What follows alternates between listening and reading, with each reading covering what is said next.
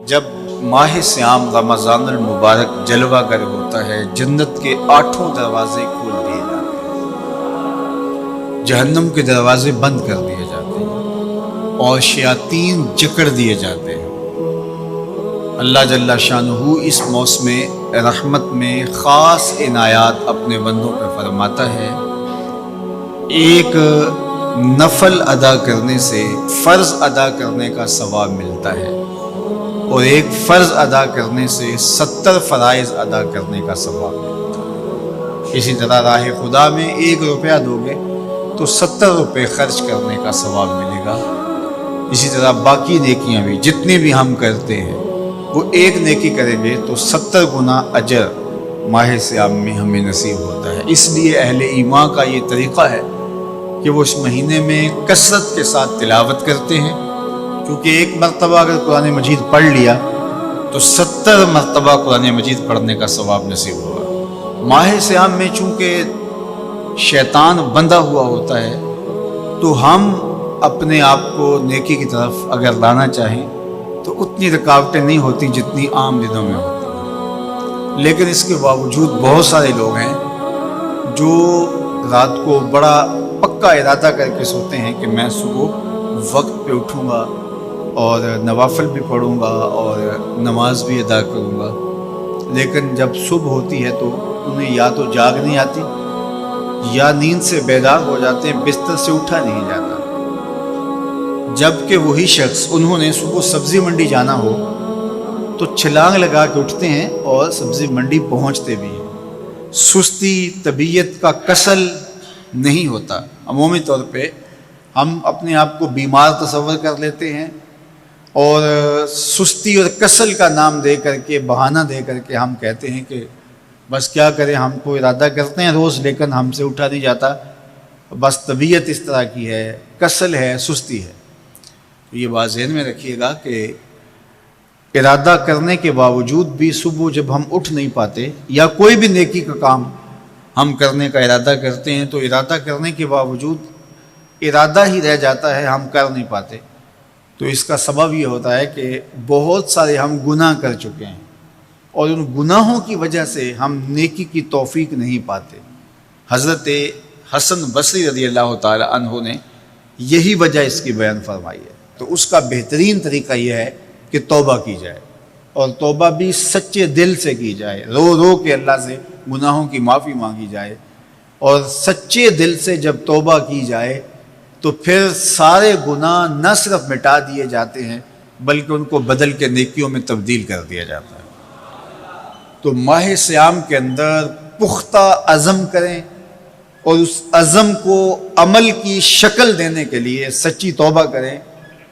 کہ ہمارا یہ رمضان اس طرح سے گزرے، یہ مہینہ اس طرح سے بسر ہو کہ ہم اس مہینے میں اللہ تعالیٰ کی قربت حاصل کر لیں، ہم گناہوں سے پاک ہو جائیں اور ہم جو ثمرات ہیں، جو فوائد ہیں اس مہینے کے، وہ ہم سمیٹ سکیں۔ تو یہ وہ مہینہ ہے جس کے انتظار میں میرے اور آپ کے آقا و مولا اپنی آنکھیں لگائے ہوتے تھے اور دن گن گن کے وقت گزارتے تھے کہ ماہ سیام آ رہا ہے۔ تو اس مہینے کا عزت کے ساتھ، تکریم کے ساتھ، اعزاز کے ساتھ استقبال کرو اور اس کو پلکوں پہ بٹھاؤ، اس کو دل پہ بٹھاؤ۔ اس مہینے کی تکریم یہ ہے کہ اس میں ہر برا کام چھوڑ دیا جائے۔ اگر کوئی شخص برا کام نہیں چھوڑتا اور روزے رکھتا ہے تو میرے اور آپ کے آقا و مولا کا ایک فرمان سن لیجئے، من لم یدع قول الزور والعمل بہ فلیس للہ حاجۃ فی ان یدع طعامہ و شرابہ۔ فرمایا کہ جو جھوٹ اور برے کام نہیں چھوڑتا اس کے بھوکا اور پیاسا رہنے کی اللہ کو کوئی ضرورت نہیں ہے۔ تو روزہ خوراک بچاؤ مہم نہیں ہے جو چلائی جاتی ہے، بلکہ یہ تزکیہ نفس کا موسم ہے، باطن کی صفائی کا موسم ہے، اور باطن کی صفائی نہیں ہوتی جب تک ہم کوشش کریں۔ آپ کے بدن پہ بہت ساری میل چڑھی ہوئی ہے اور جمی ہوئی ہے بدن کے ایک ایک عضو پہ میل، تو آپ پانی میں چھلانگ لگا کے باہر بھی آ جاتے ہیں تو میل نہیں اترتی، چلو کچھ نہ کچھ فرق تو ضرور پڑ جاتا ہے، لیکن میل نہیں اترے گی۔ میل کب اترے گی؟ جب آپ اپنے بدن کو مل مل کے اس کے اوپر صابون لگا کر کے اچھی طرح سے اس کو جب اتاریں گے محنت کوشش سے، تو پھر آپ کا بدن مہک جائے گا، ہلکا پھلکا ہو جائے گا، میل اتر جائے گی۔ یہ موسم رحمت ہے، اللہ کی رحمتوں کا می برسے گا، اس سے کچھ نہ کچھ فائدہ تو ہوگا ہی، لیکن حقیقی فائدہ وہی حاصل کرے گا جو اپنے گناہوں کو مل مل کے دھوئے گا اور اپنے آپ کو صاف کرنے کی کوشش کرے گا۔ تو اپنے من کے میل اتارنے ہیں، اپنے باطن کے میل اتارنے ہیں، اپنے اعمال کی درستگی کی کوشش کرنی ہے۔ صلاۃ التراویح مسجد میں نہیں آ سکتے تو گھروں میں پڑھ لیجئے، جس طرح بڑی عمر والے لوگوں کو، بیمار لوگوں کو کہا گیا کہ آپ گھروں میں پڑھ لیں، بچوں کو کہا گیا، لیکن چھوڑیے گا نا، یہ رمضان المبارک کا خاص عمل ہے۔ آج کل دین بیزار طبقہ